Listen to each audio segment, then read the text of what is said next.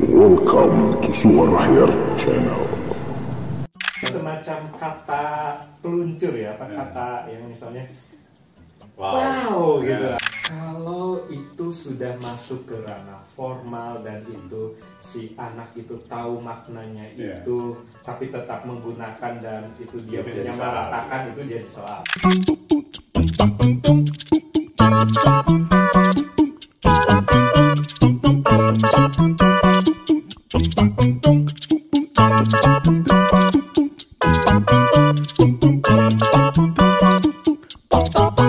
Assalamualaikum warahmatullahi wabarakatuh. Kembali bertemu dengan saya Yaren Permana di Suara Rakyat, dan kita ada di ruang tamu tempat saya berbincang dengan tamu-tamu saya tentang aktivitas mereka, tentang pemikiran mereka atau hal-hal yang menarik pada diri mereka. Dan tamu saya kali ini spesial. Ini pejabat baru. Mas baru seminggu. Mas Ganjar Harimansyah. Apa kabar Mas Ganjar? Alhamdulillah baik. Terima kasih Mas Afiar udah bisa datang saya ke sini. yang terima kasih. Saya tidak menyangka Mas Ganjar akan bisa datang ke sini. Mas Ganjar ini Kepala Balai Bahasa Jawa Tengah. Dia baru saja menggantikan Pak Tirto Suwondo yang sebelumnya ada di Balai Bahasa. Ini baru 1 September. 1 September mulai bertugas. Ketika kemarin kontak-kontakan begitu, ngomong soal apa ya? Saya pengen Mas Ganjar ngomong soal anjay. Sebagai orang pandai bahasa. Iya. Bagaimana menyikapi anjay yang ramai itu? Nah ini memang bahasa itu selalu berkembang dan selalu ada pernik-perniknya. Dan biasanya yang paling dinamis bahasanya itu adalah bahasa remaja gitu. Iya. Nah, ya dulu ada kata lebay, ada kata yang populer kepo dan sebagainya. Nah sekarang tiba-tiba muncul kata anjay dan begitu populer. Dan itu kan ramainya di remaja ya. Iya. Itu menjadi lebih heboh setelah Komnas Perlindungan Anak menyatakan bahwa nggak boleh. Nah ini karena masalahnya ternyata dari biasanya digunakan oleh remaja, terus anak-anak juga menggunakan karena mereka merasa berkesan anjay itu kata asyik gitu ya, dan ya jadi anak gaul gitu dengan menggunakannya. Nah itu dari sana aja kita bisa melihat bagaimana kedinamisan bahasa remaja gitu. Dan memang bahasa yang paling bisa dilihat kedinamisan itu ya ketika bahasa yang digunakan di kalangan remaja. Nah, salah satunya itu kata anjay itu. Kalau anjay itu negatif atau positif itu menurut Mas Ganjar bagaimana? Nah banyak sekali yang memang bukan penelitian ya, tetapi saya ngobrol-ngobrol dengan beberapa teman dan nanya ke anak ya. Bagi beberapa orang yang tidak tahu anjay itu berasal dari kata apa, itu biasa saja. Jadi semacam kata peluncur ya, kata yang misalnya wow gitu, anjay gitu. Nah jadi semacam kalau nggak pakai kata itu nggak gaul gitu. Tapi setelah saya kasih tahu nggak itu dari kata apa gitu, baru oh iya toh, oh iya. Iya, dulu kalau nggak salah ketika saya usia SMA 90-an di mungkin Mas Ahyar juga kata anjrit, iya betul, kata enjay gitu. Nah itu sebagai pelesetan. Nah ya kan itu banyak digunakan di bahasa remaja gitu.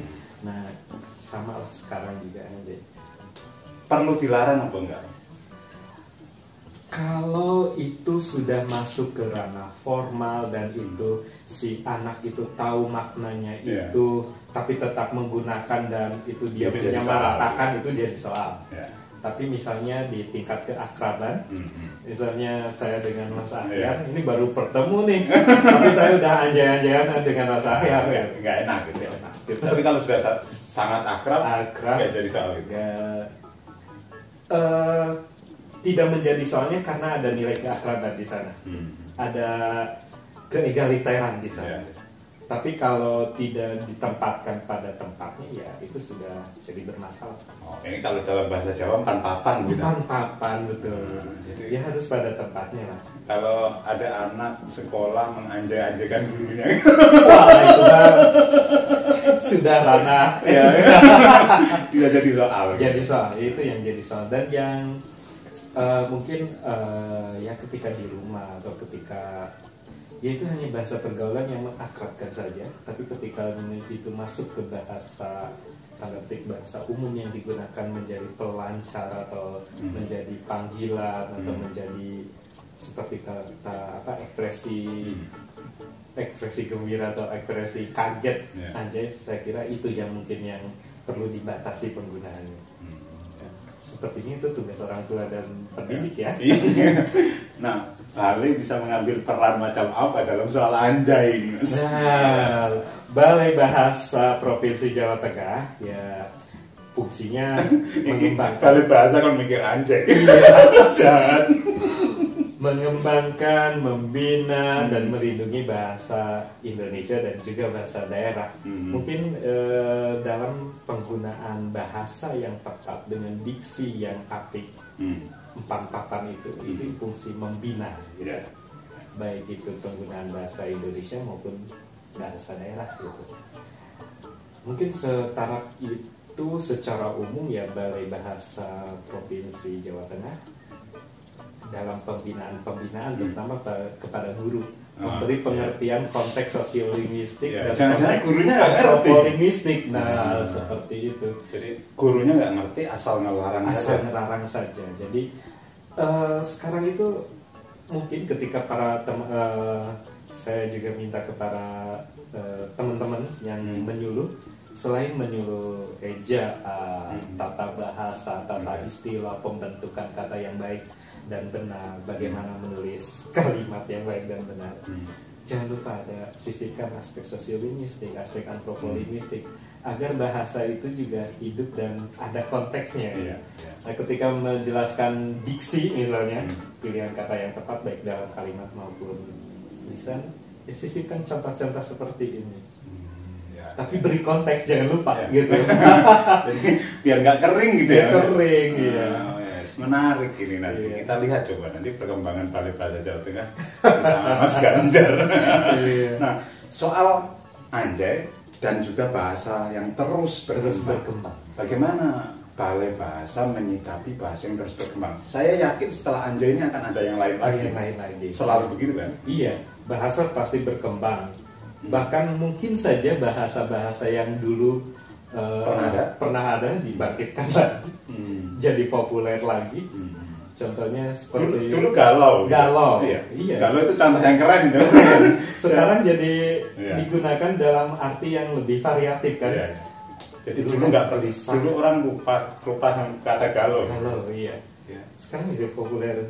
Dulu kan kalau galau itu hanya kita ketemukan dalam lagu-lagu ya. Ada judul galau. Nah, sekarang sok-sok puitis gitu. Sekarang malah remaja-remaja itu bahkan ada kecenderungan ya galau itu sama dengan baper gitu ya. Ketika perasaannya nggak enak, galau nih, rasanya baper banget gitu. Ada biasanya merendeng-rendeng gitu. Maknanya bisa nggak karuan. Ya itu bahasa itu menarik, selalu berkembang. Dan kita Balai Bahasa dalam fungsi mengembangkan harus merekam itu. Dan jika kata-kata itu misalnya belum ada di kamus, berarti ya jika penggunaannya bertahan. Kalau bahasa slang, bahasa pergaulan itu kan sebentar gitu, dan hanya di kalangan terbatas. Tapi kalau misalnya kata itu seperti nongkrong gitu kan, itu bahasa dulu di cakapan biasa gitu.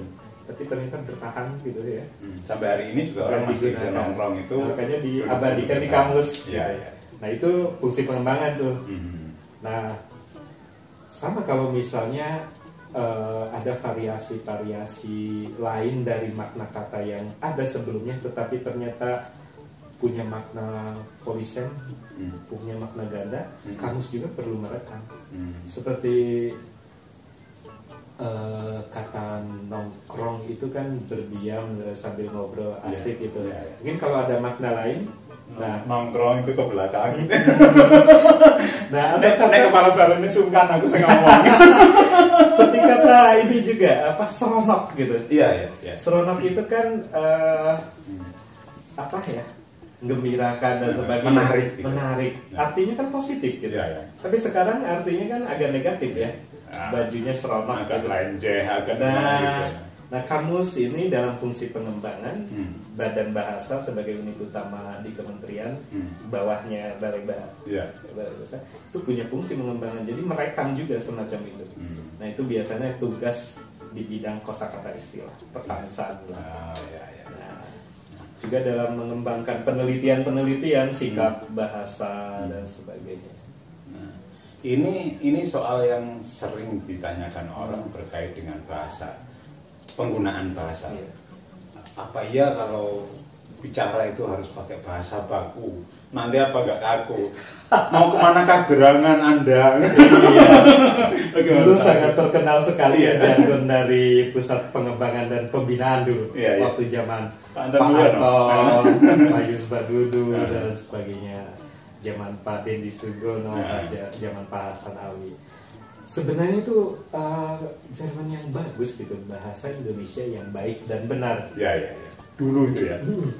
Nah, cuma kesannya memang baik dan benar itu kaku. Sebenarnya baik itu menggunakan bahasa pada tempatnya. Iya. Seperti kalau saya misalnya ke pasar ya, misalnya beli Pisang, beli gitu. pisang, kan cukup Berapa? Gak perlu saya mengatakan berapa harga pisangnya. Itu tidak baik, itu benar tetapi tidak baik gitu. Iya. Tidak sesuai konteks gitu. Mau pesen kopi gitu. Iya. Bolehkah saya dibuatkan Dibuatkan kopi? secangkir kopi? Iya. Kelamaan. Iya, ya baik sesuai konteks, baik sesuai apa lingkungan dan topik pembicaraan. Ya kalau bicara tentang kaidah dan sebagainya itu baru bicara benarnya. Gitu.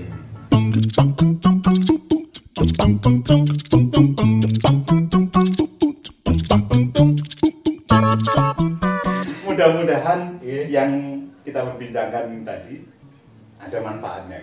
Semoga. Ya. Jika Anda merasa apa yang kami perbincangkan ada manfaatnya, silahkan share, bagikan, sehingga manfaat itu tersebar lebih luas dan lebih luas lagi.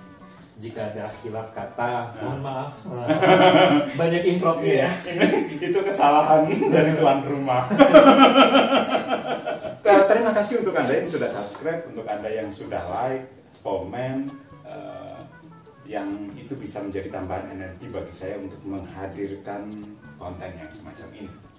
Jika Anda menginginkan ada satu orang yang perlu didudukkan di sini, tolong sampaikan di kolom komentar, bisa juga DM, kirim ke jalur pribadi. Saya akan berusaha untuk mewujudkannya. Mudah-mudahan itu terwujud. Terima kasih atas perhatian Anda. Kita ketemu di kesempatan yang lain. Dan akhirnya, Assalamualaikum warahmatullahi wabarakatuh. Saya Ahyaren Permana. Yuk, berbagi cahaya.